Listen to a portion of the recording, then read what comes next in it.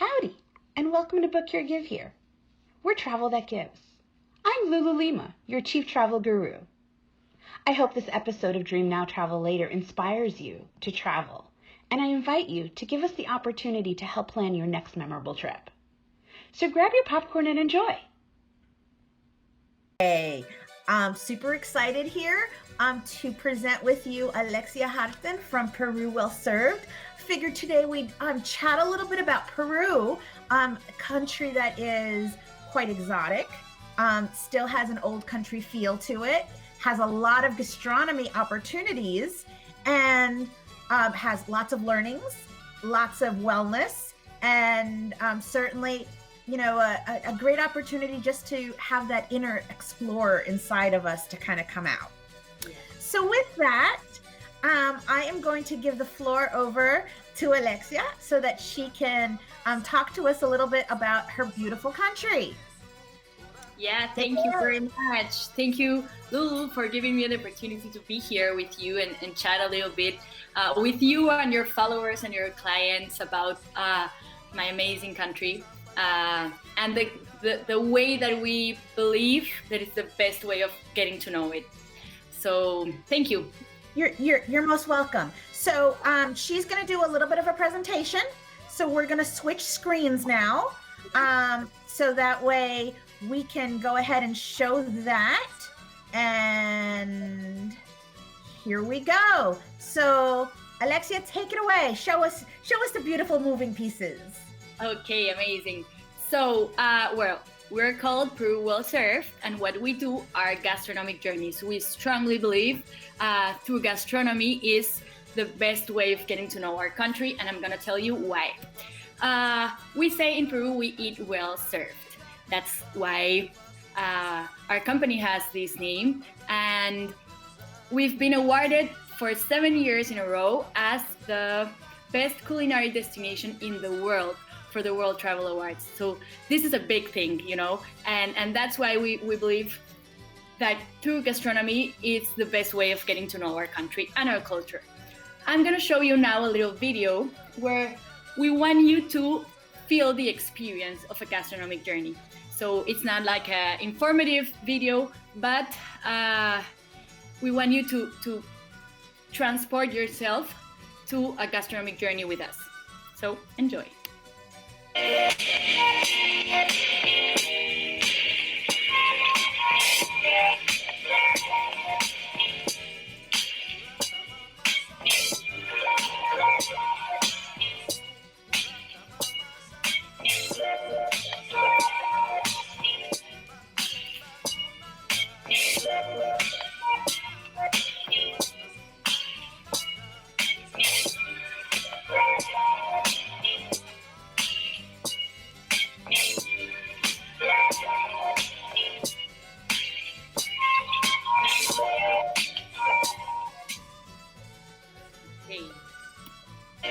So Lulu, did that video make you hungry? Oh my God, yes, it did. I'm like, I would, not only did it make me hungry, but it made me anxious to travel again. So I can't wait for COVID-19 to be over so I can hop on a plane and start exploring, right? So, obviously we're all having a little bit of cabin fever. And so seeing all those beautiful mountainsides and the quick blurb of just being with the village, concept of, I think I saw a little bit of weaving in there, just learning how to do that and really just kind of, getting back to who we are as human beings. I think that Peru has a great opportunity to show us all that. So, but let's talk a little bit more about gastronomy because, it is a little after lunch, depending on what time zone my customers are in. So if you're watching on the West Coast, it is lunchtime.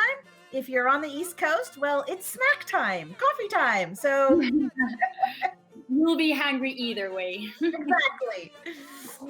Okay, so we like to call ourselves more than a tour operator, travel consultants, because as also Lulu is, we like more to advise each of our travelers on what are the best experiences, gastronomic or non-gastronomic, for them, for their travel profile.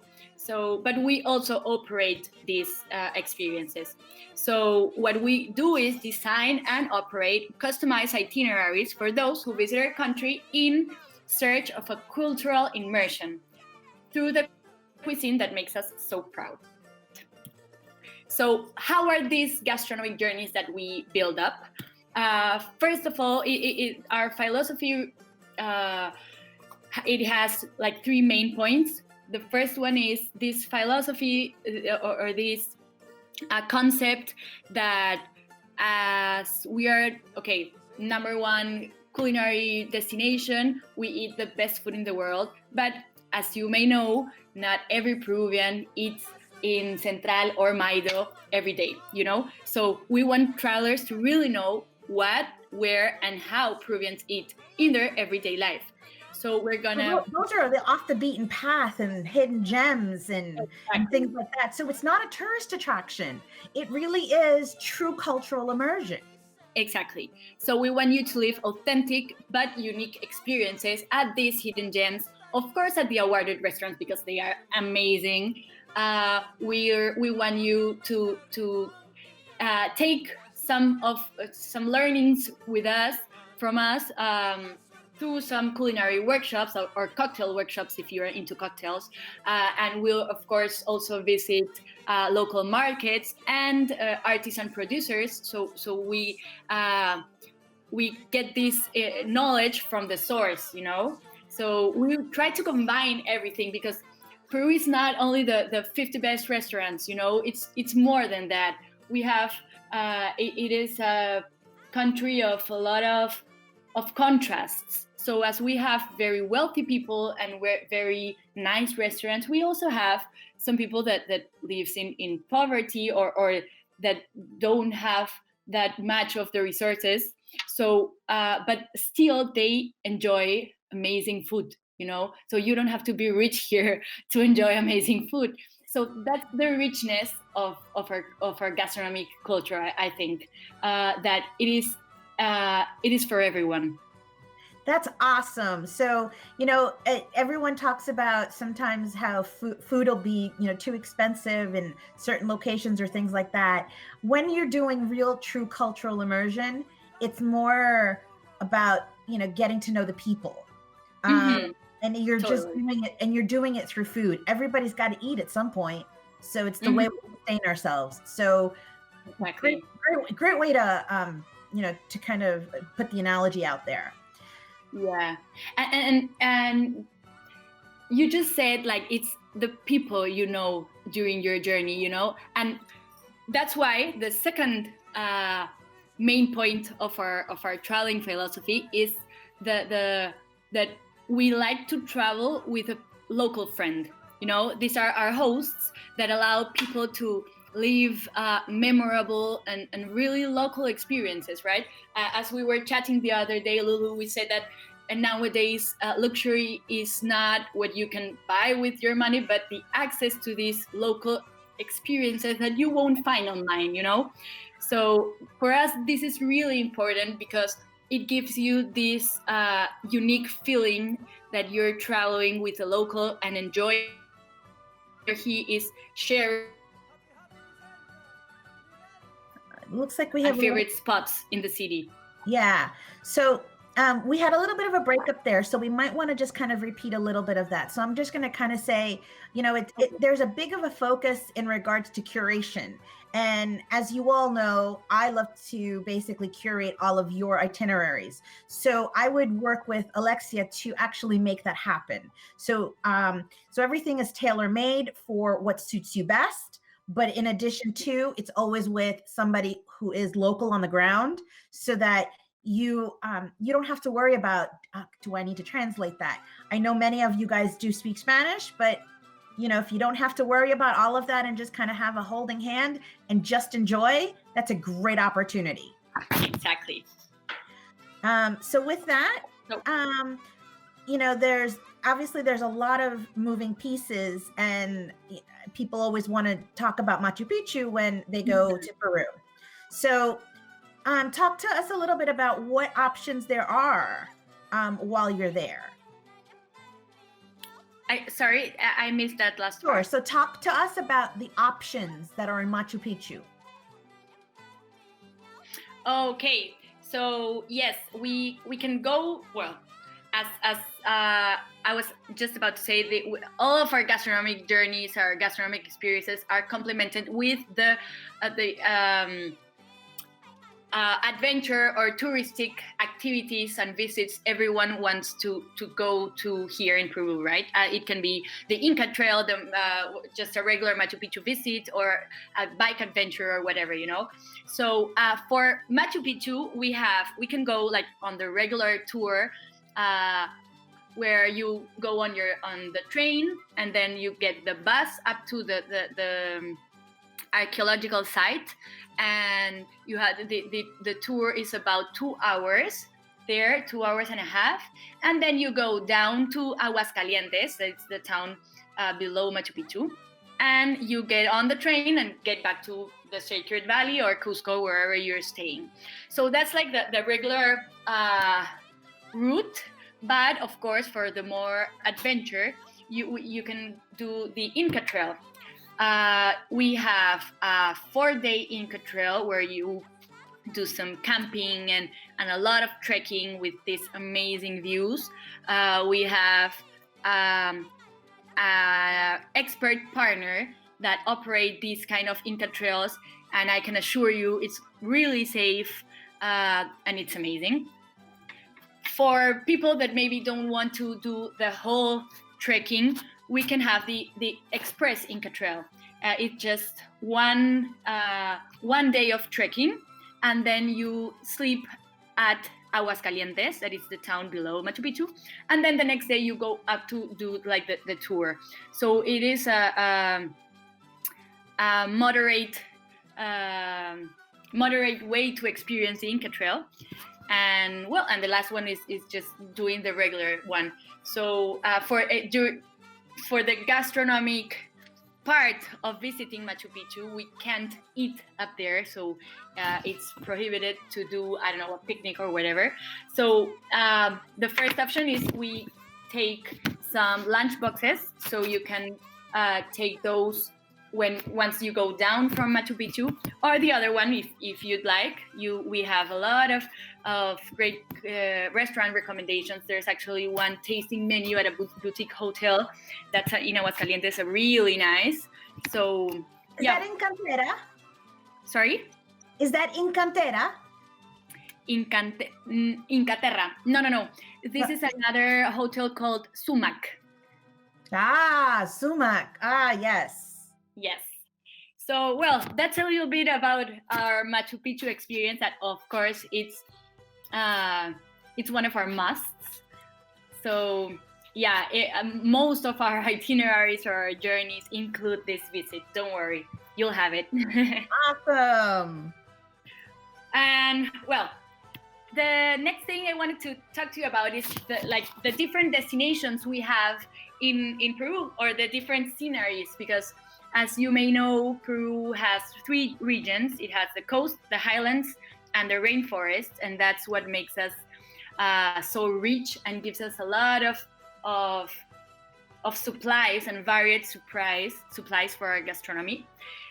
Lima, for us, most of the people that come at the start of when they are building up their itineraries don't give Lima the importance we believe it has. Why? Because Lima is where all of Peruvian gastronomy converges. Here you can find Amazon food, Andean food, food from the north of the country, from the south, like everything converges here. So we believe food is like the tourist attraction, why everyone must stop at least a few days in Lima. So we really, I'm based in Lima. We love our city. So we'd love to share it with you.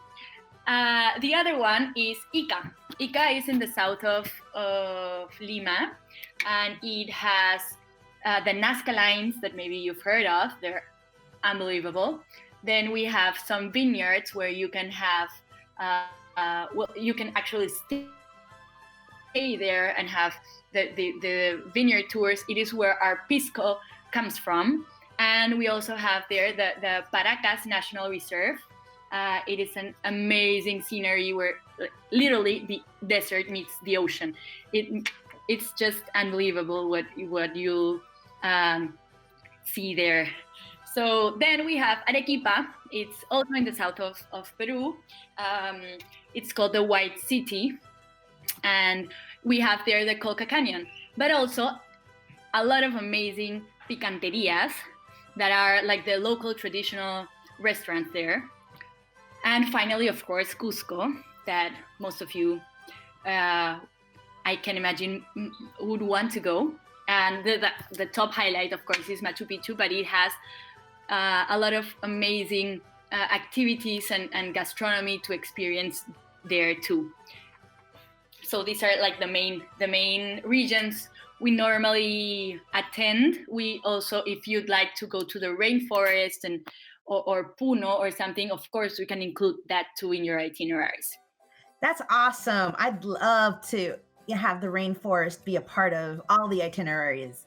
That's an experience that everybody should have. Mm-hmm. Yeah, and there are a lot of like amazing lodges that they work like almost like all inclusive. You know, you have like you can book your own experiences right there, and you can choose what to do during the days you are there, and they include all of the meals, and they have really great service despite they're in the middle of nowhere. So it's really cool and it's really nice experience. For example, for a family trip, it can be amazing because children have a blast there. Yeah, absolutely. And I think that not only children, but also couples would have a great time, multi-generational. Sure. So certainly, I think this is a trip that is available for everybody. And it's certainly, we're able to curate that. And the fact that we can go, you're just not going to Lima and to Cusco and up to the Machu Picchu Valley area. You're actually, there are opportunities to really explore other parts of Peru and really go into the country. Yeah. So with that, I think you had some slides that you were going to show us a sample of an itinerary. Oh, yes. Okay. Yeah. Do you want me to Yeah, no, I'm sorry. I cut you off. Responsible travel is very important for us. Yeah, me too. Absolutely. I swear this is the last part of this first part of the presentation. I just think the responsible travel for us nowadays, and I think that because of everything's happening right now, it's actually more important than ever, and it's been part of us like since the beginning. We actually have three action points here. The first one is that we make sure everyone involved in our design experiences are fairly compensated, and we try to work directly with the local communities, to really impact them through our traveling experiences. The second one is that in order to reduce the environmental impact of traveling, we plant a rainforest on behalf of our travelers, so they can receive a certificate with information and coordinates of the tree that has been planted on their behalf. How awesome is that? So I can go on a trip, I can have a tree planted in my name, and that'll grow for years. And you know where it will be. You have the coordinates. If you want to go to the Amazon in another trip or whatever, you can find it. It's amazing. That's awesome. And for my geocachers out there, that would be such a really cool trip. Yes. And well, the final point for us is we take care of children's nutrition here. As I was saying, not everyone has the same luck. So there are a lot of extreme poor communities in Lima and everywhere around the country. So we help children's soup kitchens in order to share with them a little bit of what our travelers enjoy here as good quality food, with them. That's And awesome. now with that said, we can go to our model itinerary that I wanted to share with you.